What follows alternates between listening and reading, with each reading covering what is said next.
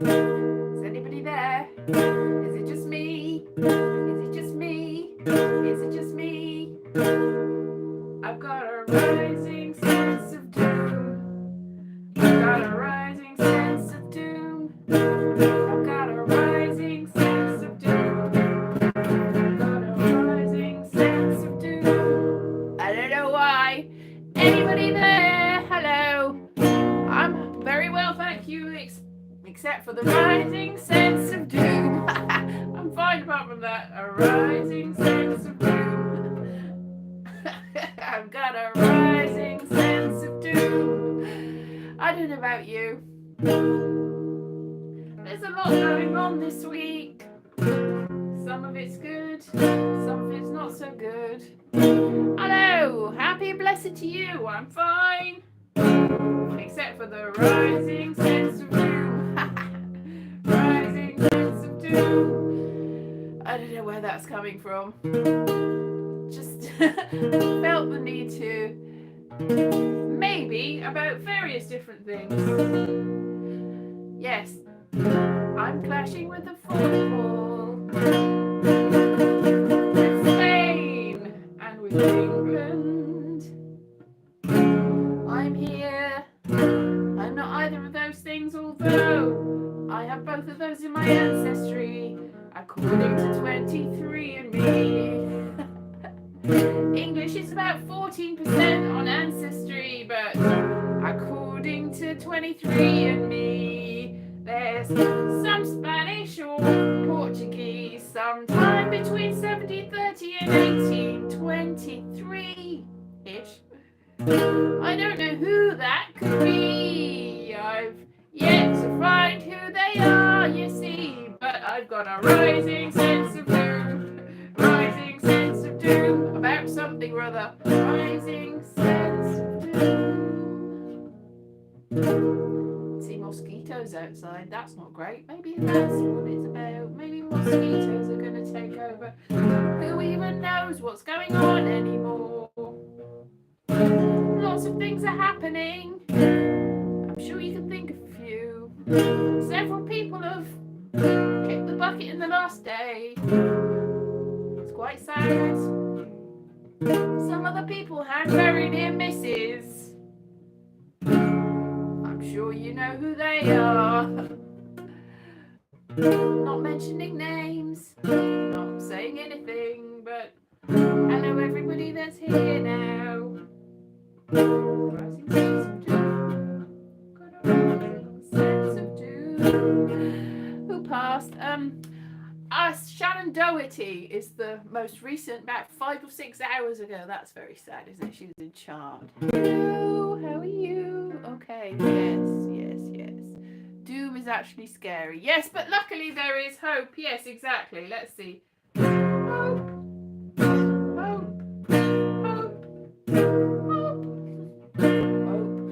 Loads of people have got hope. Is hope the best thing though? Pandora had hope left in the box. That was all left apart from her socks. They were in the box too. Although the Greeks say it was actually a jar. Everything else went near and far. All the doom, all the hate, all the dislike, all the nastiness, all the pain, all the suffering. It went everywhere. But they trapped the hope in the box, or the jar if you want. They trapped the hope in the box and it's still there. It's a bit discordant, isn't it? It's still there. Which really means that it's not out in the world. It's not out in the world. It's not out in the world. It's nowhere to be seen. It's still there in the box. Thank you very much, Jace. Still there in the box, still there in the box, still there in the box. Yes, so I'll talk to you rather than strumming your ears out. Oh, I'm not used to it. I'm not used to guitaring because I've been using this, not being able to play this recently, and now my fingers are all tingly from playing the guitar again. Yes, so I was supposed to go to the party in the park in very well, thank you, bless you too. The party in the park yesterday in my local town, we were going to go to it, But then everyone in my household woke up and just felt, ugh. So nobody went to it. I could have gone. But it was so, ew, the weather was just nasty. And I was like, oh, I can't really be bothered. What are you going to do? So we're all a bit disappointed that we missed that, because it was something we were all looking forward to. It used to be Carnival Day. Carnival Day used to be at the end of August, and then they moved it to July. And the weather's never really been great for it. I remember when I was a child, I used to go there, and there was parades. When I was about 4 or 5, I dressed up as the Princess and the Pea, and I had a little cushion and a giant pea on it and a princess hat. And it rained. Actually, it rained very badly, but I was parading. I wasn't on a float, just walking behind a float. Me and my mum. My mum was dressed as she had like a velvet dress, which I've still got somewhere, I think, bits of it. It had sort of fur trim, not real fur, I don't think. And I don't know what she was dressed as, but I was dressed as the princess from Princess and the Pea, which is the story where the girl was so sensitive that she knocked in the rain, and she came and she, oh, please save me, oh, I'm just on my own. And the prince was looking for a pure princess that was definitely a princess, and none of the princesses he found were great enough for him. But this woman came in, and he's like, she don't look like a princess, she's all bedraggled. But they made up a big mattress bed for her, and the mother was like, well, we'll see, because she claimed to be a princess, even though she didn't look like a princess and didn't act like a princess. But she's like, I'm a princess, let me stay in. So the mother put a pea, I'm presuming like a hard pea, like the sort that you use in a whistle, underneath a load of 100 feather beds and 100 mattresses. And a princess would be able to, she'd be so sensitive she could feel it. And so she put it underneath sneakily. And in the morning, the girl was like, oh, I couldn't sleep. I was tossing and turning. I'm black and blue all over. Look at all my bruises. I'm so... And they're like, well, she indeed must be a princess. So for some reason, that I think my mum used to say that I was fussy or something. So for some reason, that was my favourite fairy tale growing up. It's not got much to it really, but it was. And I dressed up as the Princess and the Pea, and I had my princess outfit and the pea, big giant pea on a cushion. And I walked and walked, but then the rain came. So there's a picture of me all bedraggled, like, and there's a picture of me because the local paper took a picture of me looking an absolute mess, and but really probably more like the princess as she was when she came in from the storm, and asked me what I was, and I was the Princess the Pea, and they're like, what's that? And I was absolutely disgruntled that I was like, how could they not, how do they not know what this very famous story is? But I've since told this story, the Princess and the Pea story. I've gone, a Princess and the Pea. They didn't believe that I was Princess and the Pea, and people have gone, what's the Princess and the Pea? So obviously it's not a universal story in the way that I thought it was. Not like Cinderella. It's not like they're going to make a Disney thing about it, really. But the vegetarian princess and her insomnia. Exactly. You could call it that. Anyway, it was my favourite, not a Disney, really, princess story. It was more of a sort of really fussy little, too fussy to really be alive. So what a fussy little, I was going to say the B word, yes. But that was my favourite story growing up. I don't know why. Anyway, I've got a picture for all eternity of me aged 4, absolutely bedraggled with my princess hat. It was a big pointy hat with a little veil. I like that hat. I don't know what happened to it. It's a long time ago, so who even knows? But yeah, so fairy tales. I like fairy tales. Oh, have you ever seen this is not a fairy tale, but just before I came on here, I was watching random videos, and one about the Arnolfini portrait came up. Have you heard about the kind of the hockey pucks? Yes, that's what they do for princesses, hockey pucks, and you put the mattresses and feather beds. Anyway, the Arnolfini portrait by Van Eyck is very famous because it looks like it's you know those no, not magic eyes. Those, I can't remember what they're called. Panopticons are they called? Where you can project what's outside. You can project a picture onto a wall, and then you can look at it. And apparently Van Eyck used to do that, and then he'd paint around it and then fill it in the details and stuff. So that's an interesting thing about how he did his portraits, allegedly, and you can see how he did that. But something else I just heard today, which sort of discredits that bit, is that the have you seen it, the Arnolfini portrait, which is a lot of people say is of these two people getting married. This woman's got like a big green dress on and she's like holding her stomach and stuff. But I heard that it's not in fact a marriage, that the woman has not been with us for at least a year, not been with us at all. She's not alive. She's a dead woman. She's a dead parrot.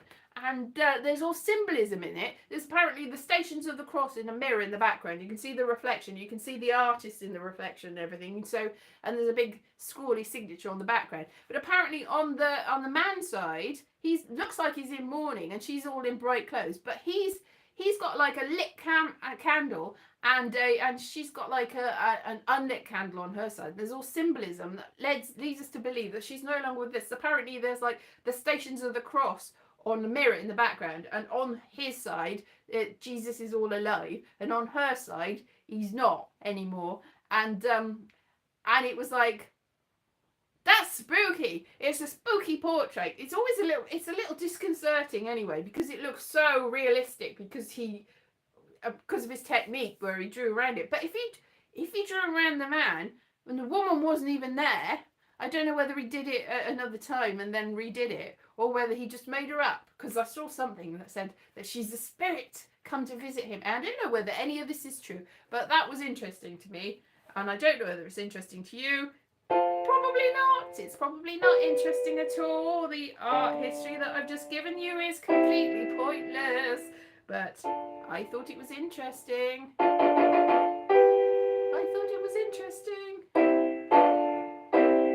And that's all I've got to say about that. I thought it was an interesting titbit.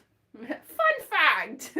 Yeah, not fun fact, and you probably no interest in that, but I thought that was an interesting, my interesting thought for today. There's a lot of portraits like that though, that I saw a picture of a woman that she's got a fly on her head, and there's a lot of people going, ah ha ha, what a funny picture that is, with a fly on her head. What a hilarious picture. But they did like the sort of portraits that were to do with people that were no longer with us, and I would say that a fly on somebody's head is very much suggesting that this person isn't really with us either. So the funny picture of a girl with a fly on her head, I would say is not a funny picture. It's probably a very serious picture that's memorializing this person, a memento mori, a memento mori, a memento moro, maru, miri, mara. A memento mori, a memento that you're gonna die. In life there is death. It's yes, it's a horrible thing, isn't it? But we have to acknowledge this, that we're in the midst of life comes not life, and a lot of things in the news are sort of suggesting that as well. It's all like, oh my goodness me. So if it's like, hey, everything's good, everything's good, and it's like, no, that's it all comes upon us. I don't know, it's not just the stuff that happened yesterday, there's just not just the celebrities that have passed away over this weekend, it's just everything's a little bit like, feels a little bit doomed, like everything's coming upon us. But yes, football. I'm clashing with the football. So very much thank you for being here. You don't have the football on somewhere in the room. I do Canada. Oh, so I don't have the football somewhere in the room. The football is downstairs. The football is not with us. Is the football with us? I'm going to reach it from beyond. Oh, football. I will predict the results. So I think the football's kicked off. There's the football, and then there's Spanish people. I'm 16 years old. I'm a superstar. That's the Spanish 16-year-old. That's like, he's 16? Can you believe it? A small child, a tiny child. And everybody's like, he scored a goal. So I have seen some of the football. I know that there's a Spanish person that's very talented, and that there was a picture of him with another footballer. I'm going to not even name names. I can't remember anybody's names, but there's a famous footballer. It's not Jose Mourinho. It's a famous Spanish footballer that this family won a competition to have a picture taken with this famous footballer, and with their baby. And this footballer really weirdly, is giving this baby a bath. And this baby turned out to be this footballer who's now a superstar. It's like he anointed this baby with the magic of football. It's like, I anoint thee next in line to the football. Something like that. Anyway, it's a bit weird, but apparently it's not fake news and it's genuine. But I don't know anymore. I just don't know. I'm seeing images. I'm going, that's not a real image. Like the images of yesterday, where it's like, that doesn't look like a real image. And apparently there's a Pulitzer Prize-winning photographer that took a picture. It's like, how the what? Just like, just get down, man. Just don't put your head above the parapet in that moment. But obviously the image was most important. So, but it didn't look real to me. So I was like, that's Photoshop, because I'd seen other images of the same event where he's just like, but this one was like, whoa, hooray for me. It's like, okay, weird, but obviously effective, but also it didn't look real. Things don't look real anymore. Hello, sorry you're late. No, that's okay. Hello, Spain.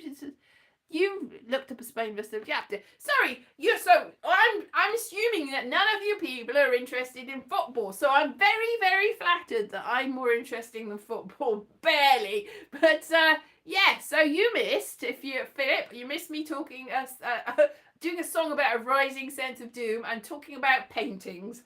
Well, nobody needed, and the Princess and the Pea. So that's the sort of catch up sort of thing. So all the things, thank you very much. All the very interesting things, weird paintings and stupid stories and people passing away and princesses with peas.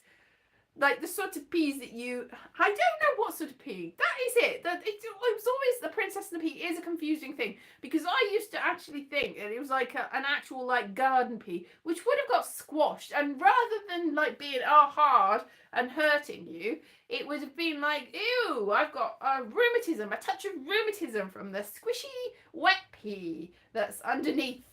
And if it had been the other sort of pea, then that definitely would. It's like, ew, it's soaked all the way through. Anyway, but it wasn't. I think it's like a sort of whistly pea. I don't know whether that's symbolic. These all these fairy tales and nursery rhymes and all these things. Oh, because we were talking about Pandora too, weren't we? Yeah, all these tales are symbolic of something. Interested proper fan.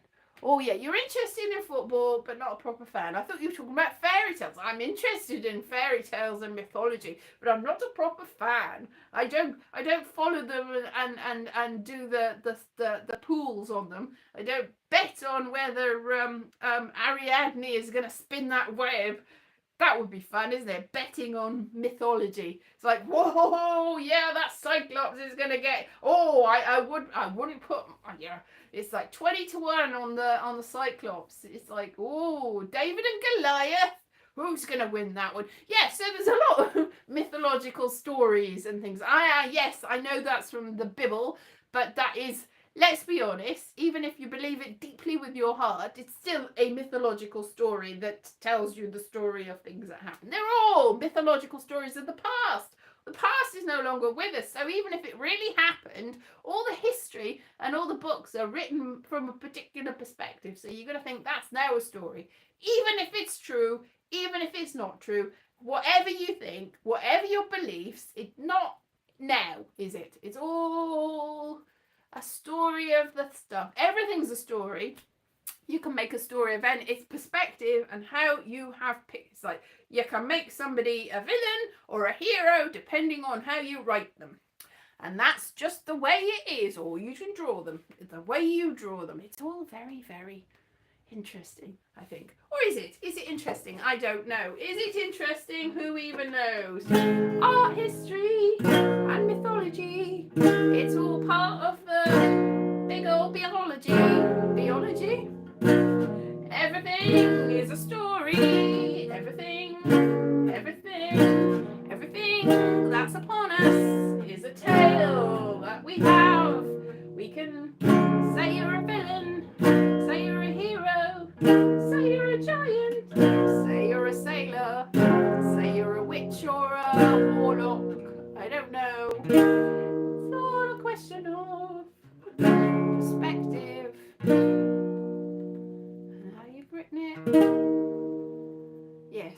It's all a question of how you've written it. It's all a question of where you're coming from, really. What is your point of view? And your point of view might not be your next door neighbour's point of view. Next door neighbour, that's very close next. Hello, next door neighbour. Invisible. Yeah, so no matter what you believe, somebody that even is quite close to you, like everyone's got a different take on the same story. It's so weird. This is why you can have the same story and 100 different interpretations of it, and people could argue about it for hundreds of thousands of years. I'm not sure there are hundreds of 1,000-year-old stories, but there might be. What was I talking about yesterday to somebody? Oh no, it was on a video that I made. I didn't put it up here, and I was just talking about how people in this country came to be, and that I think that there were because I read this thing where the ancient hominids, like the even before the I was going to say the Neapolitans, the Neolithic, even before the all of the different sorts of people before those, when there were ancient hominids, that they never came to the where Britain is. That's what I heard, that there was some evidence in France, but not in Britain. But do you remember that I dug up my back garden when I lived in Finchley ages ago, and I found all sorts of tools and things that looked very similar to the ones that they found in France, that were these ancient peoples. Yes, before the Sloane Rangers even. These ancient peoples that were before all of the other peoples, and before the Cheddar Man even, who's one of the first people that they've got evidence of in this country. Before that, before all of them, and before the Neanderthals, and before that. But there were other sorts of people, and they did very basic stone tools. And I found a load of things that look like these stone tools in the garden, and I made the whole show about it, and nobody believed me because it was a little bit tongue-in-cheek. It was obviously like, I'm an idiot, I'm making this up. But to be honest, I think I wasn't entirely making it up, and I think it's probably because where that was is where all the glaciers ended, round about Finchley, and there's a load of gravel there. There's actually a place called Gravel Road, and people used to come there to get, it was very unfertile land because it was just stones that had been taken from elsewhere. So it's very possible that even though nobody had actually been making those stone tools there, they had been transported by the power of ice all the way and dumped in the back garden. So I think that's probably what had happened. So there was evidence of them being somewhere else, but everywhere is somewhere else, somewhere, somehow, isn't it? So anyway, yeah, so, but my tale that I definitely had ancient Stone Age people in my back garden was just my perspective. Oh, thank you very much. Good Lord. Thank you, Chase. Thank you. Obviously, like Stone Age people, it's yay to Neanderthals. Are they Neanderthals or Neanderthals? I suppose it's your perspective and your point of view. It's like put a Neanderthal under a bed and see whether you can feel it or not. Has it got a P in it? No, it hasn't. There's no P in Neanderthals. But there is, what's a P? A P in Paleolithic. There you go. And paleontology. And I thought I found dinosaur bones there too. I did find some amazing like tools and stuff that I think were, that I saw like a picture of somebody who'd gone to a museum and said this is evidence of an ancient tool. And I was like, I found one like that. Definitely found one like that.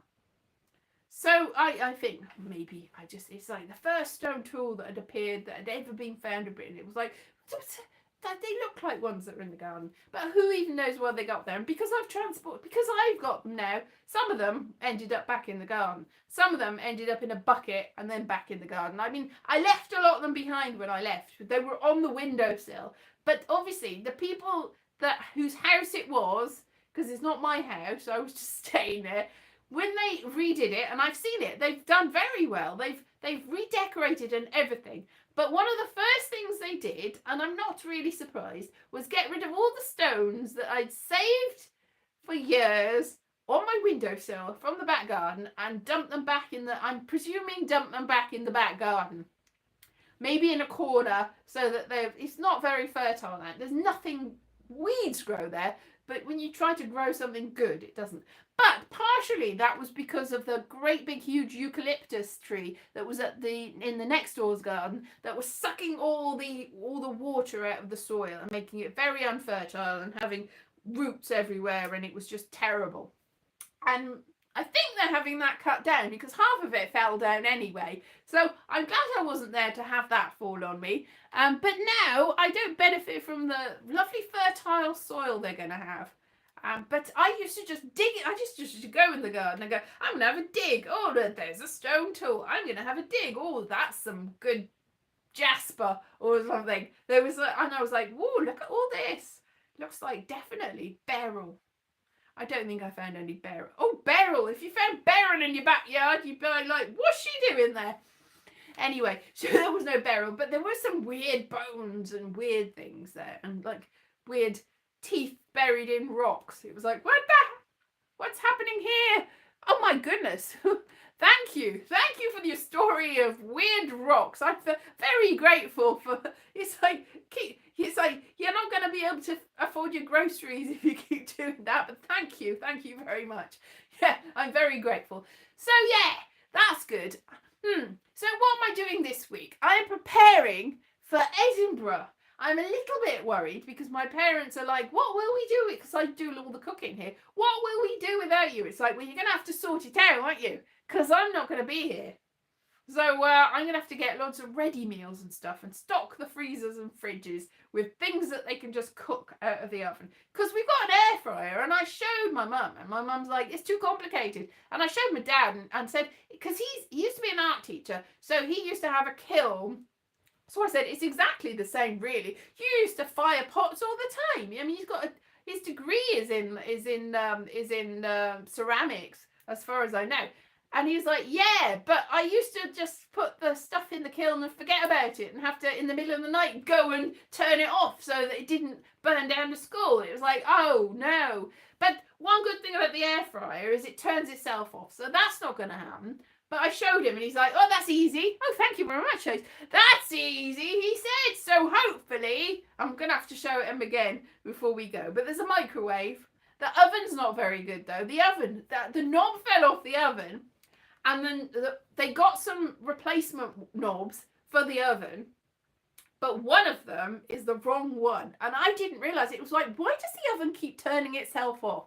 And I realised after looking at it that it was like it didn't have the right numbers on it. So when you think that it's on full, it's actually not on full at all. It's on about, whereas ovens go up to a certain time. It goes up to 8. It goes up to 8. It doesn't go up to 11. But you can keep on turning it and it goes higher. So it's like, I don't know what the temperature is. So it's guesswork. So it's probably not best to guess. And also, ovens, that does switch itself off. And it's probably not good. Whereas the kiln wouldn't have switched itself off. This has got the opposite way because it's a gas oven. That it would just be like, not great if it switched itself off, but the gas is still coming through. So we've got to think about this, and I'm hoping for the best. But I've got all things prepared, and I'm going to Edinburgh, and it's all going to be great. And I got an offer. There's a thing called non-player character, which is like an improvised musical on the internet with VR that somebody's got, and they've taken over a hotel, and they've got like internet connections and everything, and you can see it around the world apparently. And I'm gonna be on there like playing the game with them, and like I think he guides you through and he's like doing the songs and you're just like, wow. And then he asks you questions at the end and you can plug your so I'm gonna be playing that. But then I asked some people whether they wanted to be, because he said, oh, get some other people. So I tried to, and they're like, are we gonna get paid? And it's like, no, it's a free show, nobody's getting paid. And they're like, and I'm like, I can see both sides of the, I mean, see why you want to get paid for your show, but it looks fun. So but no, I've sort of offended the people by asking them, and I'm like, oh no. So it's more of a sort of experience. It's like I think the Trocadero Centre in London had Alien, the experience, where you have to join in, and there's actors who were getting paid, and then you paid them and you led around and you had an adventure and you had to escape from the alien and stuff like that. So it's going to be, I don't think it's going to be exactly like that, but we'll say that it's something along that lines. I don't know, but I think that is going to be available to watch on the internet, so I'll probably send a link closer to the time. I think we hadn't actually settled on dates, but I think it might be the 13th of August. So that's at 9 o'clock GMT. So Greenwich Mean Time. Or is it British Summertime? British Summertime.